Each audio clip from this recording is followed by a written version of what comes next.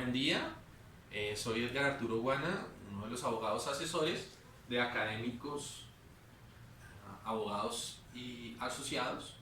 El día de hoy vamos a abordar un tema que es recurrente en las consultas que nos hacen nuestros diferentes clientes. El tema es el de la audiencia disciplinaria. Sobre todo en materia de derecho disciplinario policial, llamémoslo así, es el proceso mediante el cual se llevan las investigaciones. Por lo general, a pesar de que la norma lo define como un proceso extraordinario de poco uso, en la Policía Nacional es el pan diario, el pan nuestro de cada día. Entonces, en ese orden de ideas, vamos a abordar el tema. El proceso verbal está estatuido, está establecido en el artículo 177 de la ley 734 del 2002. ¿Qué nos dice esa norma? Nos dice que en cualquier estado de la investigación, cuando se han encontrado suficiente mérito para elevar pliego de cargos, podrá el jefe de disciplina o podrá el señor inspector general, según el caso, escoger este mecanismo para adelantar la investigación. Definen también otras causales, como cuando las faltas son leves, forzosamente se adelantarán a través de este proceso, o en el caso de algunas faltas disciplinarias gravísimas que están definidas literalmente en la ley 734, se adelantará también a través de este procedimiento. Igualmente nos dice que en caso de que exista flagrancia en la ejecución de la falta que se va a investigar, pues se agotará a través de este procedimiento. Sin embargo, resumiendo todas estas causales, me permito decir, o en mi criterio, básicamente el proceso disciplinario se puede utilizar en cualquier investigación, siempre y cuando tengamos los requisitos para elevar un pliego de cargos. Básicamente así se puede resumir las causales que nos define el artículo 177. Es ahí cuando entonces en primer lugar nosotros nos vamos a encontrar con un auto. Un auto es un pronunciamiento de la administración que se hace por escrito, y es un auto que se denomina auto de citación a audiencia disciplinaria. ¿En qué consiste ese auto? Ese auto básicamente es una acusación. Es cuando el operador disciplinario llega a un punto en que tiene una serie de pruebas y de elementos que le permite tomarse, entre comillas, el atrevimiento, ¿cierto?, de acusar a una persona o a un servidor público de haber cometido una falta disciplinaria.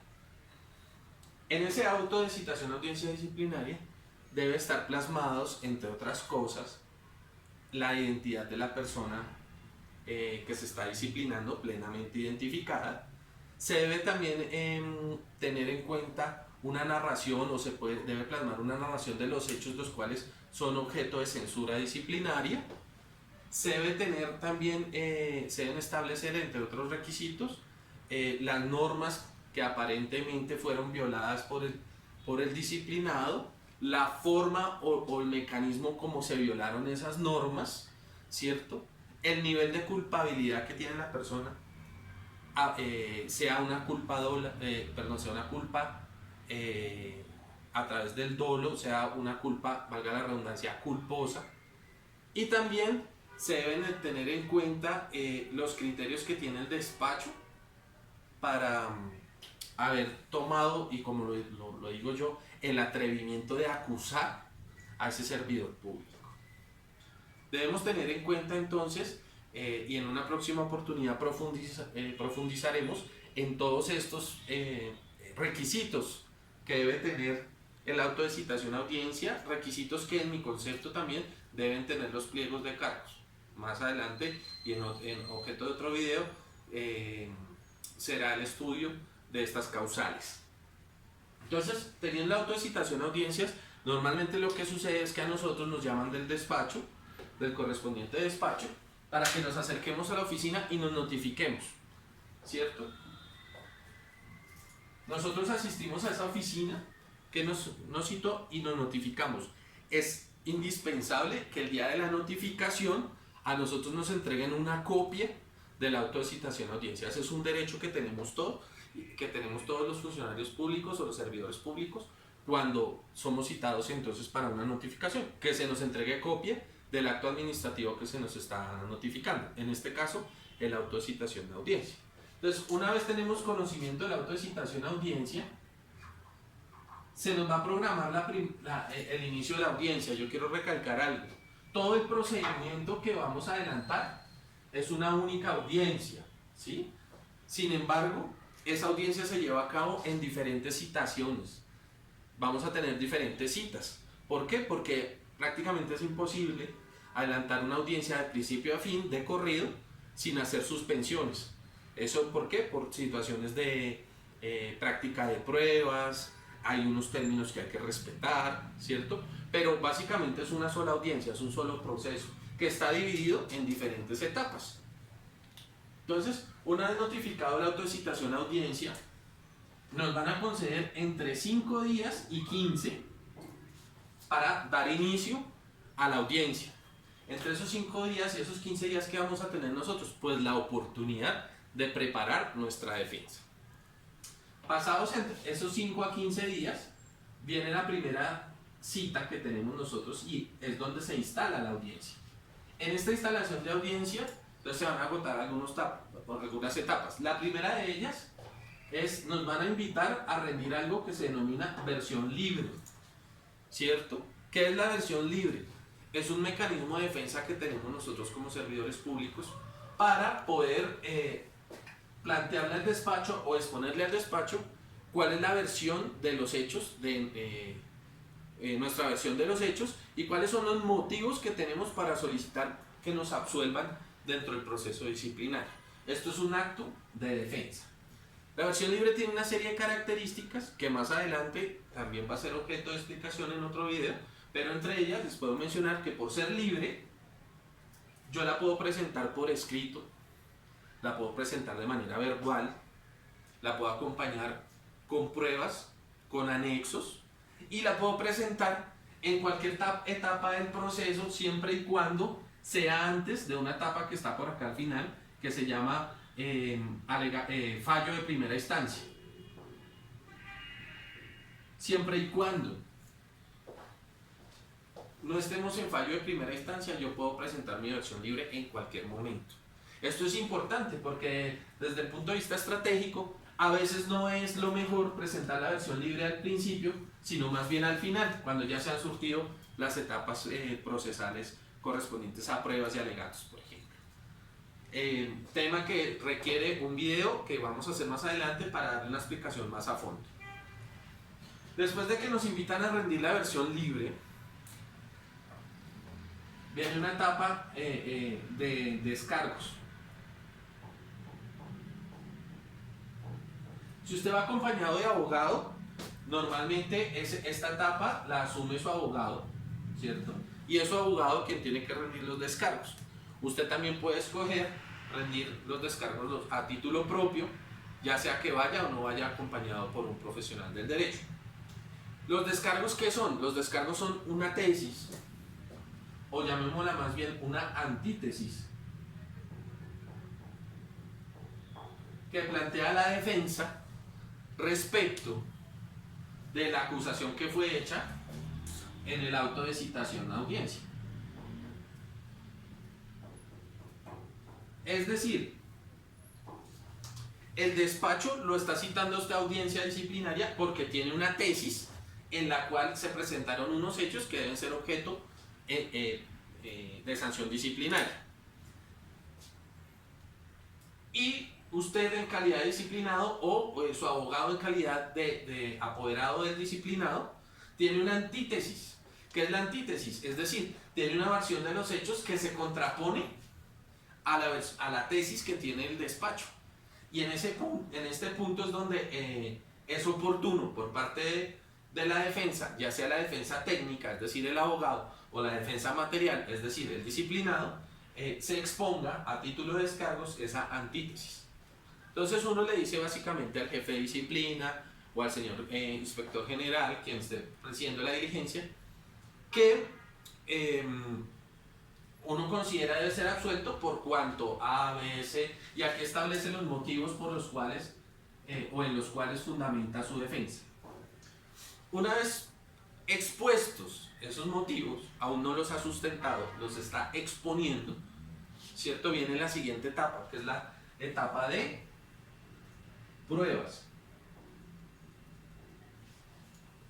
Y en esa oportunidad, entonces el despacho le da uso de la palabra tanto al disciplinado como a su abogado para que solicite las pruebas.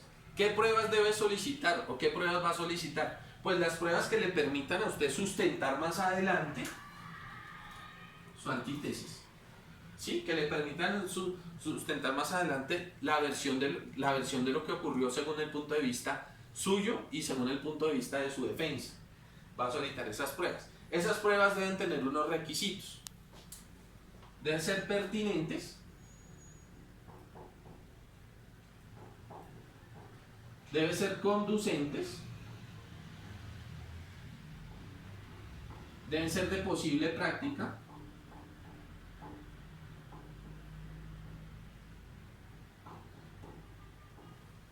¿qué quiere decir esto?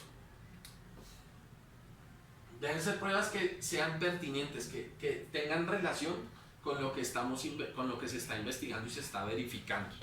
¿Sí? A usted le pueden negar las pruebas el despacho aduciéndole que esas pruebas no tienen que ver con lo que se está investigando.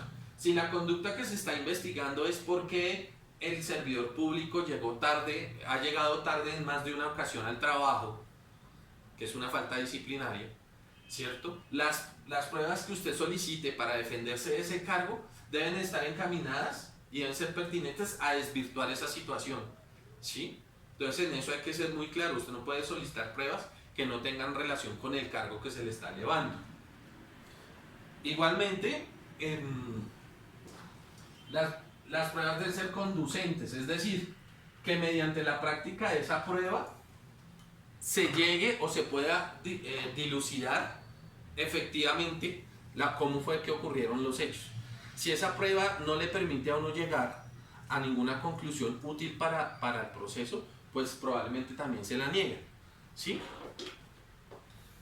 Y de posible práctica. Entonces debe ser una prueba que al momento de ser solicitada se pueda practicar. No podemos, siendo un poquito extremos, no podemos solicitar un testimonio de una persona que ya falleció, o pasa mucho en materia de disciplina en entes públicos como la Policía Nacional, se solicitan pruebas que ya no existen.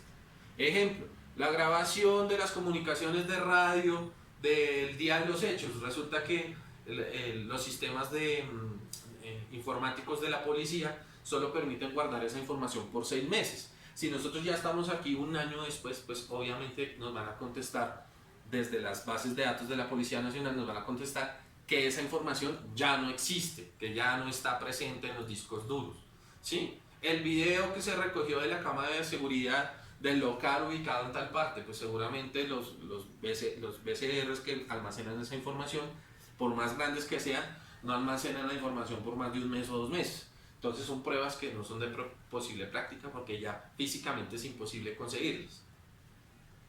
Entonces, solicitadas esas pruebas, el despacho debe resolver esa solicitud.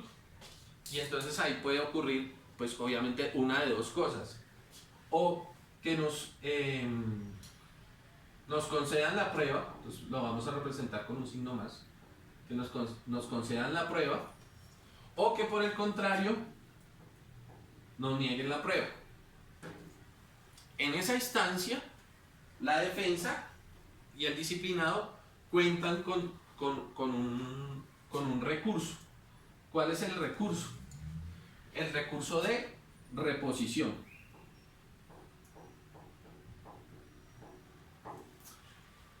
¿En qué consiste este recurso? Bueno, este recurso consiste simplemente en sustentarle a la persona que tomó la decisión, es decir, en este caso, al jefe de disciplina que nos negó una prueba, solicitarle que reconsidere su decisión, ¿sí?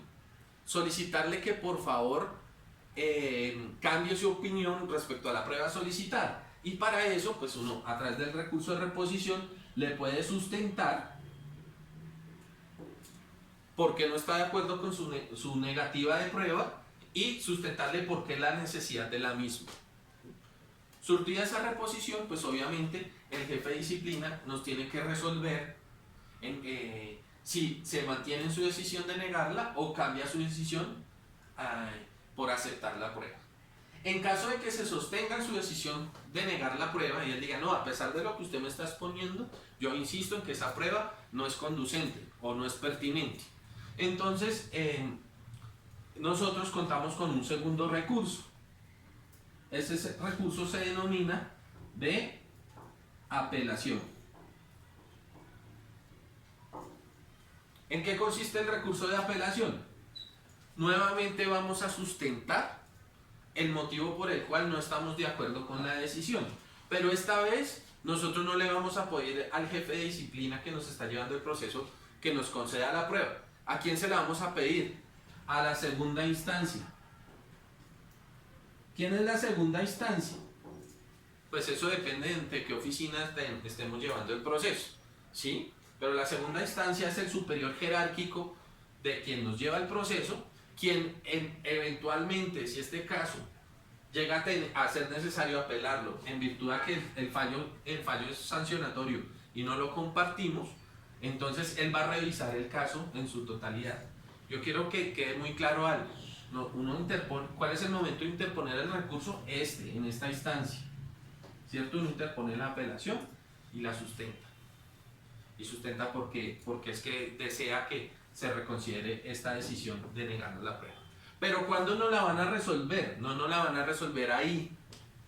Habrá que esperar que el proceso termine por lo menos la primera instancia y si es necesario, en caso de que suba ante el superior jerárquico para su revisión, ¿cierto? En esa instancia, en ese momento, será que nos resuelven esa apelación. Esto se les va a hacer un poco más lógico a medida que avance la exposición. Entonces, surtido ese debate de qué pruebas son necesarias y qué pruebas no son necesarias, y ya llegamos a una conclusión donde el señor jefe de la Oficina de Control Interno Disciplinario ha tomado ya decisión, ya se ha definido cuáles son las pruebas que se van a practicar. Entonces para el ejemplo acá que estamos llevando, vamos a decir que que hay 3 pruebas, ¿cierto? Entonces, sabiendo ya qué pruebas se van a practicar, se suspende la audiencia, es decir, se hace una pausa. ¿Para qué se hace esa pausa? Pues para poder practicar estas pruebas. Nosotros pudimos solicitar testimonios, pudimos solicitar documentación, podemos solicitar una visita administrativa, podemos solicitar un peritazgo. Entonces, con el fin de poder practicar físicamente estas pruebas, se suspende la diligencia. ¿Qué nos dice la norma? Que esa suspensión va a ser por 3 días. Máximo, si no se pueden practicar esas pruebas durante esos 3 días, máximo pueden ser 5. De 3 a 5 días. ¿Qué sucede en la vida práctica? En la vida práctica, a veces esto es necesario prorrogarlo muchísimo más, ¿sí? Y los jefes de disciplina acceden y amplían estos términos en atención a que a seguir el principio de favorabilidad con el que se debe llevar los procesos hacia el disciplinado. Como al disciplinado le favorece que se practiquen estas pruebas, y por X o Y motivo no se han podido practicar de 3 a 5 días siguientes después de la suspensión, pues el despacho accede a prorrogar más el término, ¿sí? Entonces, en materia disciplinaria, digamos que hay cierto nivel de flexibilidad con los términos, siempre y cuando esos términos sean para o estén en beneficio del disciplinado, de la persona que está siendo objeto del proceso disciplinario que nos ocupa. Entonces, transcurridos esos días, entonces se practican las pruebas, la prueba A, la prueba B y la prueba C, que fueron aprobadas por el jefe de disciplina. Una vez se surten esas pruebas, ¿cierto? Nuevamente hay una suspensión. El jefe de disciplina debe declarar o debe decretar que la etapa probatoria terminó, ¿cierto? Normalmente y en garantía de los derechos del disciplinado, a uno le preguntan en esa etapa, el jefe de disciplina le pregunta a uno, doctor, ¿usted tiene alguna otra prueba que solicitar? Y a veces le dan ese margen para volver a pedir pruebas. A veces no es obligatorio. ¿Por qué? Porque la norma prevé que eso ya se hizo anteriormente. Entonces, una vez terminado el término probatorio, nuevamente hay una suspensión en el proceso disciplinario. Y esa suspensión también tiene unos términos. Aquí vamos a suspender o nos van a suspender las diligencias por un término que va de 3 días a un máximo de 10 días. ¿Esto para qué se hace? Para que la defensa prepare algo que se denomina alegatos de conclusión.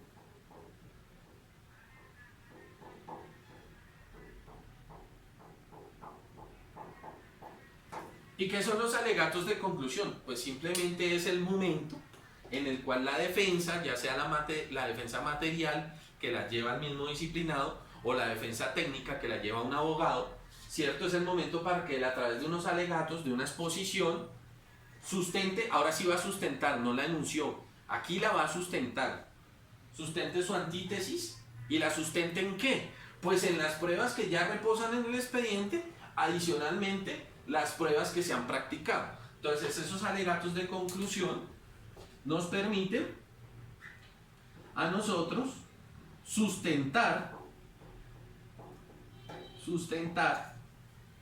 la tesis o nuestra tesis, o como la hemos llamado acá, la antítesis, sustentar nuestra tesis a partir de ¿qué? De una serie de pruebas que practicamos. ¿Correcto? Entonces, nosotros le sustentamos al jefe de disciplina. Señor jefe de disciplina, solicito se absuelva del cargo o de los cargos al disciplinado por cuanto ha quedado demostrado que él sí llegó a tiempo, que según el testimonio del de la guardia dice que él sí llegó a tiempo, solo que tuvo un inconveniente para entrar, o que el comandante no lo vio, o bueno, etcétera, etcétera, sea lo que sea, se haya argumentado. Una vez hechos esos alegatos de conclusión, entonces el jefe de disciplina nuevamente suspende la diligencia para fallar, para tomar decisión de fondo, ¿cierto? Dice la norma que para fallar cuenta con un término de 2 días. Sin embargo, perdón, no son 2 días. Cuenta con la mitad del término del ordinario.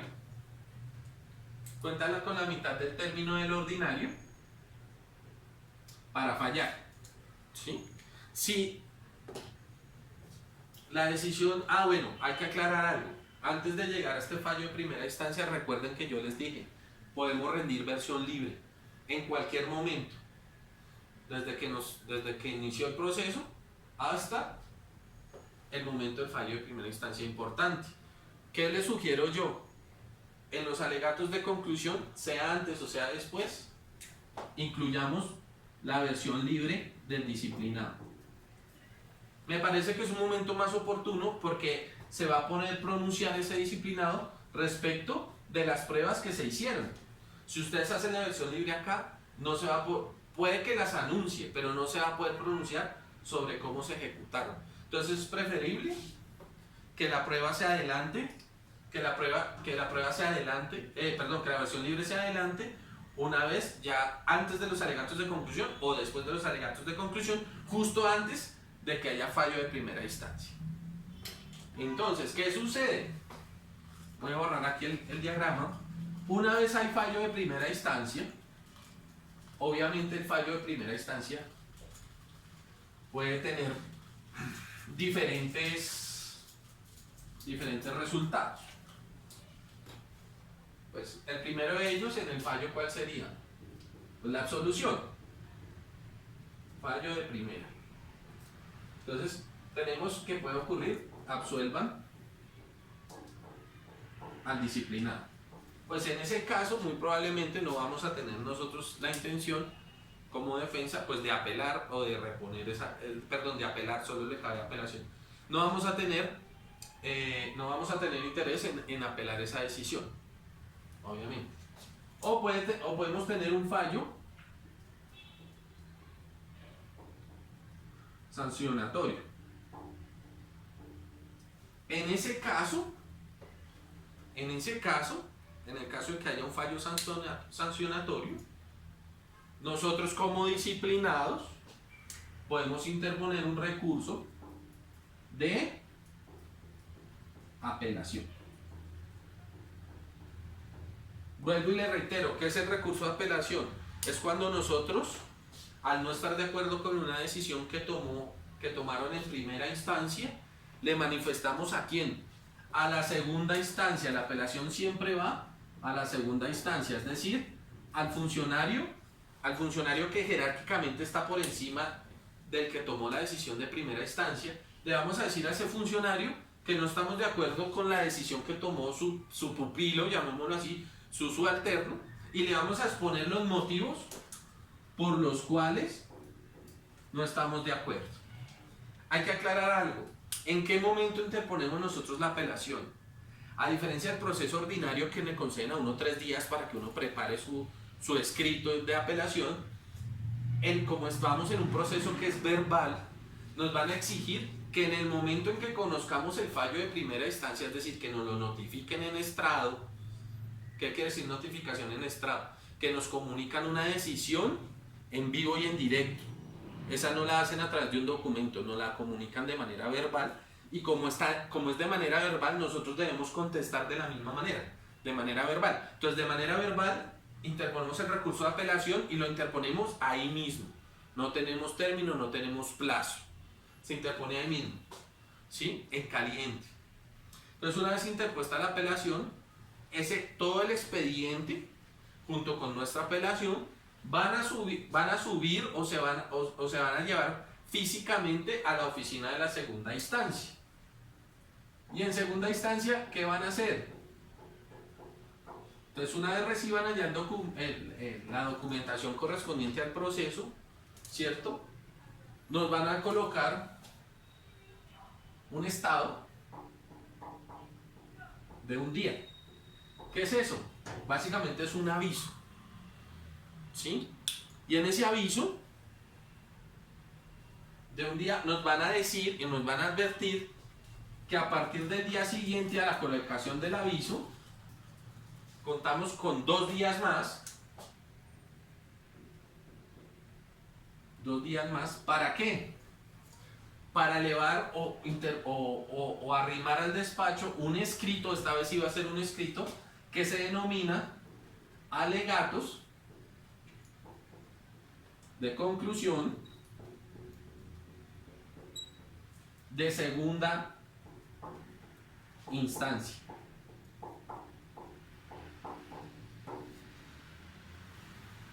¿Esto con qué fin? Con el fin de reforzar esa apelación que interpusimos al fallo de primera instancia, esa apelación que la tuvimos que hacer verbalmente y en caliente.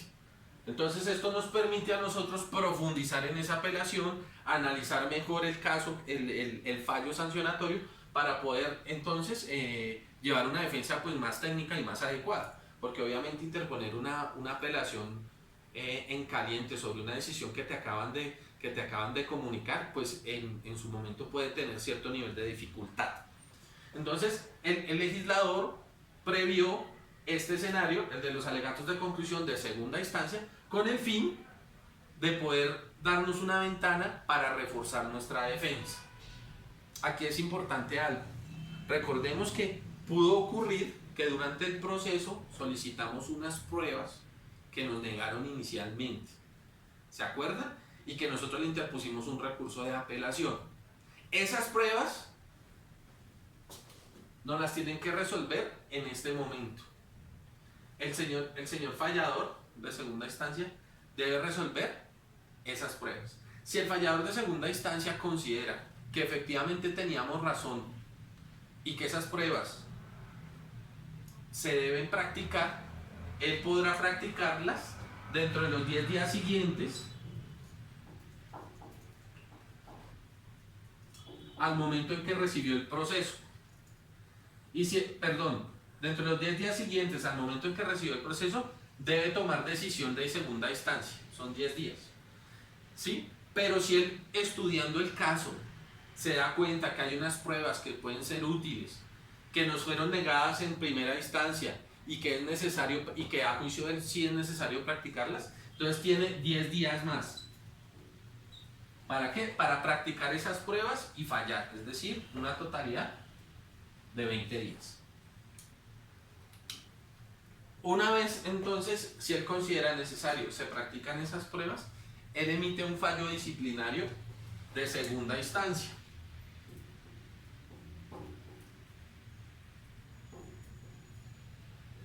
De segunda instancia.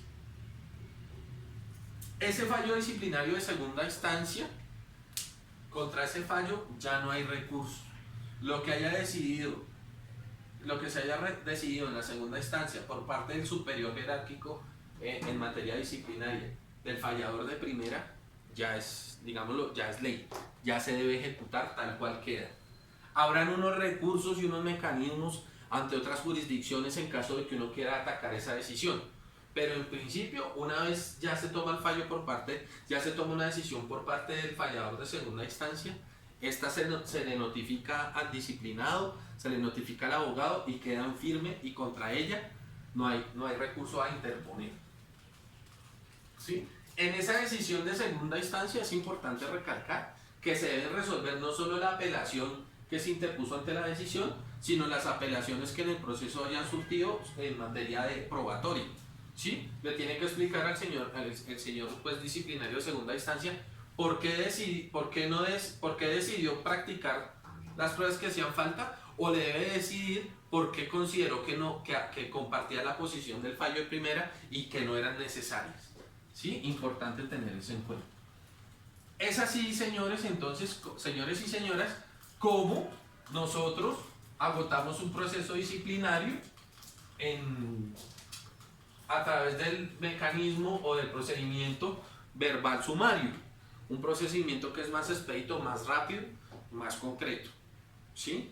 Espero que este pincelazo o este brochazo en materia disciplinaria procesal les sea útil para entender ustedes entonces cuando en materia disciplinaria les hablen de que han sido citados a audiencia, o ustedes puedan tener conocimiento de en qué consiste superficialmente una audiencia disciplinaria.